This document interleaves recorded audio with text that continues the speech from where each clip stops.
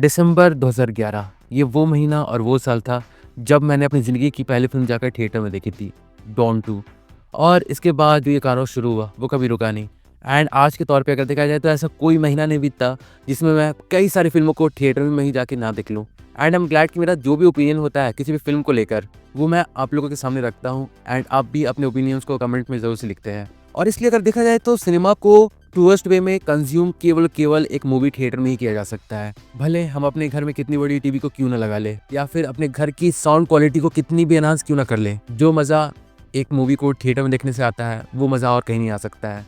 आप खुद ही इमेजिन करो कि आप एक थिएटर में बैठे हो 100 लोगों के साथ, और आपके साथ जो 100 लोग हैं सब एक ही इमोशन के थ्रू चल रहे हो, क्योंकि आपके सामने जो मूवी चल रही है वो हर किसी के लिए एक ही साथ चल रही है। एंड फिल्म में इमोशन हो, एक्शन हो, कॉमेडी हो, ड्रामा हो, वो सारी चीज़ों को आप एक साथ फील कर रहे हो। तो एट द एंड जो रिजल्ट आता है एंड जो रिएक्शन आता है ऑडियंस की तरफ से, वो उस मूवी देखने के एक्सपीरियंस को और ज़्यादा एनहेंस कर देता है। बट अभी जब रिसेंटली ये न्यूज़ निकल के आई कि Netflix is bidding a huge amount to purchase Warner Bros Discovery, जिसके बाद से वार्नर ब्रोस के जितने भी मूवी राइट्स है एंड जितने भी स्ट्रीमिंग राइट्स है वो सब कुछ नेटफ्लिक्स के पास चले जाएंगे अगर वार्नर ब्रोस डिस्कवरी इस डील को एक्सेप्ट करती है तो। अब देखो, मैं एक चीज़ को तो मानता हूँ कि आज के वक्त पे लोग बहुत ही ज़्यादा आलसी हो चुके हैं। एंड भले ऐसी कुछ फिल्में होती है, जैसे अभी रिसेंटली धुरंधर आई है, तो उसे देखने के लिए वैसे लोग भी थिएटर में जा रहे हैं, जो कि बहुत ही मिनिमम मूवी के लिए थिएटर में जाया करते हैं।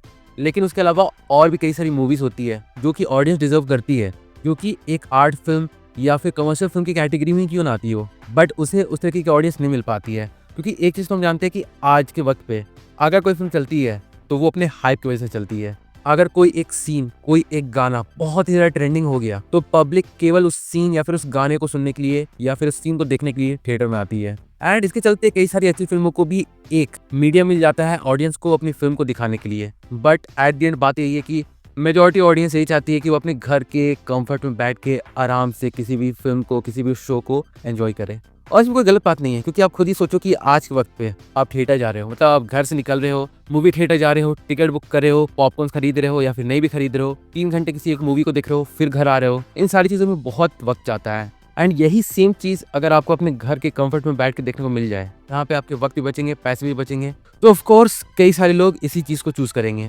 And if Netflix wins this auction, तो हम कह सकते हैं कि सिनेमा को एक बहुत बड़ा डेंट देखने को मिलेगा, जहां पर एक वक्त पे Steven Spielberg, James Cameron, Christopher Nolan, जो कि सिनेमा को उसके ट्रूएस्ट फॉर्म में देखने के लिए हमेशा से ऑडियंस को इनकरेज करते आए हैं, वो चीज़ भी कहीं ना कहीं खोने लगेगी। क्योंकि आप मानो या फिर ना मानो, आज के वक्त पे भी बहुत सारी ऑडियंस है जो कि ऑफकोर्स घर के कंफर्ट में ही बैठ के किसी भी फिल्म को देखना चाहती है। एंड अगर ये सच हो गया, मतलब हम जानते हैं कि अभी पैरामाउंट स्टूडियोज ने भी बहुत बड़े अमाउंट की बिडिंग की है to purchase Warner Bros Discovery. And currently अभी जिस तरीके का माहौल नेटफ्लिक्स के साथ चल रहा है, जहाँ पर उनकी सबसे बड़ी शो स्ट्रेंजर थिंग्स भी एंड होने वाली है, जिसके बाद उनके पास बस कुछ गिने चुने शोज बच जाएंगे या फिर गिने चुने मूवीज बच जाएंगे जिसके लिए ऑडियंस एक्साइटेड हो, तो नेटफ्लिक्स के लिए भी इस डील को जीतना बहुत ज़्यादा इंपॉर्टेंट है। बट एट द एंड अगर देखा जाए तो इस चीज़ को सिनेफाइल बहुत ही क्लोजली मॉनिटर कर रहे हैं, क्योंकि ये तो हम सब जान रहे हैं कि आज के वक्त पे ऐसी बहुत ही कम मूवीज होती है, मतलब खुद की स्टैंड अलोन मूवी जो थिएटर में आती है और तबाही मचा देती है। वरना उसके अलावा कोई मूवीज अगर थिएटर में बहुत ज़्यादा पैसे कमाती है तो उसके सिर्फ 2 फैक्टर होते हैं। एक कि उस फिल्म का जो स्टार कास्ट है, मतलब लीड एक्टर है, वो बहुत बड़ा स्टार है एंड उसके स्टारडम की वजह से, मतलब उसके केवल प्रेजेंस की वजह से लोग उस फिल्म को देखने के लिए थिएटर में आएंगे। लेकिन ये चीज़ में बहुत लंबे वक्त तक नहीं चल पाती है। अगर किसी के स्टारडम के चलते कोई फिल्म चलती है तो केवल वीकेंड या फिर कह सकते हैं कुछ और दिनों तक थिएटर में सस्टेन कर पाती है, उसके बाद वो भी कोलैप्स कर जाती है।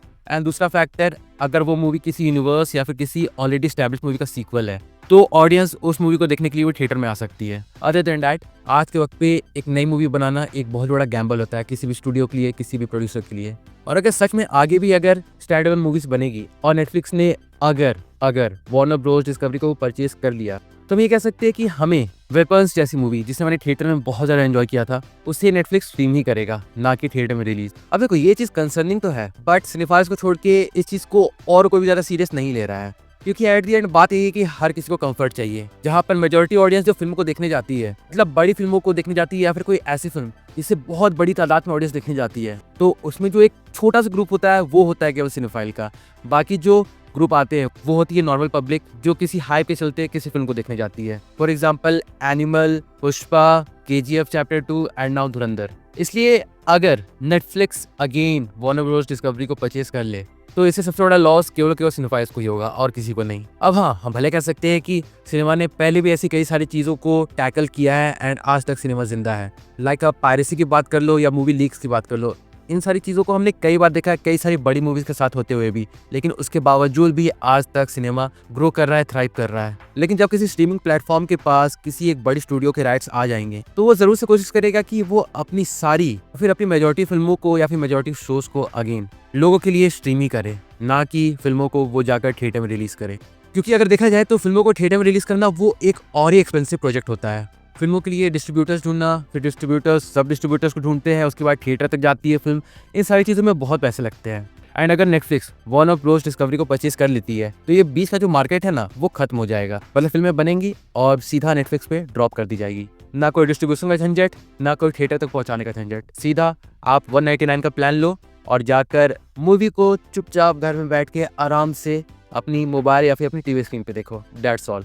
और जैसा आज के वक्त पे ट्रेंड चल रहा है, वहाँ पर अगर आप किसी अच्छे थिएटर में किसी मूवी को देखने जा रहे हो, लाइक आप अकेले भी क्यों ना जा रहे हो, 300 to 400 किसी भी हाल में आपके पैसे लगने ही लगने हैं। तो अगर आप उस एक मूवी के टिकट को, मतलब उस एक मूवी के टिकट के प्राइस को नेटफ्लिक्स के सब्सक्रिप्शन के साथ कंपेयर करो, then it looks like a good deal. और अगर आप इस चीज़ को एक नॉर्मल पर्सन के पॉइंट ऑफ व्यू से देखो तो उसके लिए तो ये एक बहुत अच्छी डील होगी। मतलब एक नॉर्मल पर्सन हर मूवी को थिएटर में जाके नहीं देखता है, वो उन्हीं मूवीज को जाके थिएटर में देखता है जो कि बहुत ज़्यादा हाइप जनरेट कर देती है। तो अगर आप इस प्राइस टैग को नेटफ्लिक्स के सब्सक्रिप्शन के साथ कंपेयर करो एक नॉर्मल पर्सन के पॉइंट ऑफ व्यू से, देन उसके लिए ये ग्रेट डील है। Not just a good deal, a great deal. And अगर ये चीज़ सच में हो गई then we can say we are doomed. मतलब we cinephiles are doomed forever. क्योंकि मैं तो किसी भी वे में बैटमैन पार्ट 2, सुपरमैन पार्ट 2 या फिर किसी भी सुपर हीरो फिल्म को सिर्फ और सिर्फ स्ट्रीमिंग प्लेटफॉर्म पे जाके नहीं देख सकता। I want that theatre experience. और हाँ, भले आप ये कह सकते हैं कि ऐसा नहीं होने वाला कि नेटफ्लिक्स इतनी बड़ी बड़ी मूवीज को स्ट्रीमिंग पे लाके पटक दे, और कहीं ना कहीं मैं आपकी बात से जरूर से एग्री करता हूँ। लेकिन ये तो हो सकता है कि अगर उनकी कोई ऐसी फिल्म है जो कि बहुत ज्यादा बज़ क्रिएट कर रही है थिएटर में, बट हमेशा एक बहुत बड़ा ग्रुप ऑफ पीपल रहता है जो किसी भी फिल्म को थिएटर में जाके नहीं देखता है, और वो लोग सिर्फ और सिर्फ वेट करते हैं कि हम किसी फिल्म को तभी देखेंगे जब वो स्ट्रीमिंग प्लेटफॉर्म पे आ जाएगी। तो ऐसे लोगों को भी केटर करने के लिए मे बी नेटफ्लिक्स ऐसे स्टेप्स उठा सकती है कि फिल्म को केवल उस लिमिटेड टाइम के लिए थिएटर में रिलीज किया जाए, भले वो फिल्म कितना भी अच्छा कलेक्शन क्यों ना निकाल रही हो, एंड अपनी मेजॉरिटी ऑडियंस को प्लीज करने के लिए, मतलब स्ट्रीमिंग ऑडियंस को प्लीज करने के लिए उस मूवी को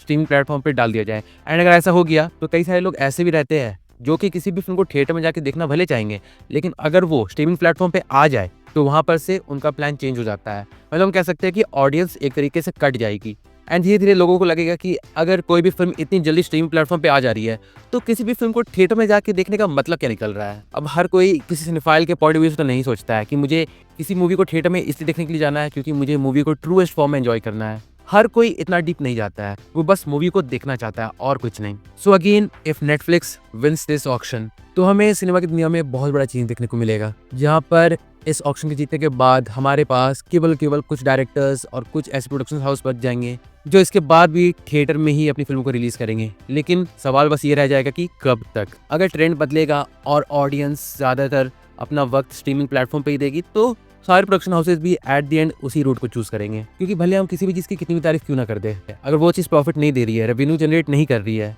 तो प्रोडक्शन हाउस वाले एक ऑल्टरनेटिव ढूंढेंगे ही ढूंढेंगे। एंड अगर ऐसा हो गया सच में तो उसके बाद हम कह सकते हैं कि cinema we will miss you. And इसी बात के साथ चलिए मैं वीडियो को यहीं पे एंड करता हूँ। तो पहले अगर देखा जाए तो यही था मेरा एक ओवरऑल ओपिनियन इस छोटे से कंट्रोवर्सी को लेके, सॉरी नॉट छोटा था, बहुत बड़ा कंट्रोवर्सी को लेके, जब से अनाउंस हुआ है कि नेटफ्लिक्स परचेज कर सकता है वार्नर ब्रोस डिस्कवरी को, एंड उसके बाद किस तरीके का रेवोल्यूशन हमें देखने को मिलेगा इन द सिनेमा वर्ल्ड। पर फिर भी चलो, ये जो भी बात है मैंने वीडियो में कही है वो अगेन मेरा अपना एक पर्सनल ओपिनियन है। अगर इस बारे में आपका भी कुछ सोचना है या फिर जेन्युइन वे में आप भी कुछ कहना चाहते हो तो डेफिनेटली से आप भी कमेंट करके जरूर से बता सकते हो। मैं देखना चाहता हूँ एंड मैं पढ़ना चाहता हूँ कि आपके थॉट्स किस तरीके के हैं। So do drop views in the comment section.